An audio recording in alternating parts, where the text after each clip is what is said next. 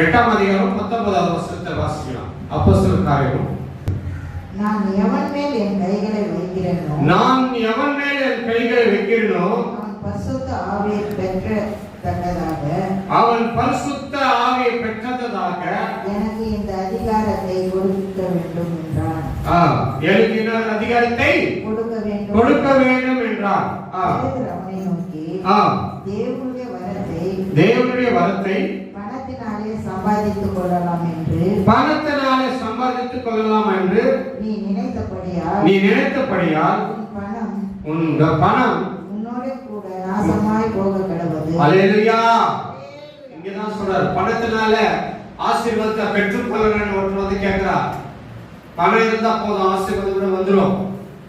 దేవుని యొక్క పరిశుద్ధ ఆత్మ దేవుని మందిరంలోనే ఉంది. దాన్ని నువ్వు తీసుకోవాలంటే దేవుని నువ్వు అంగీకరించుకోవాలి.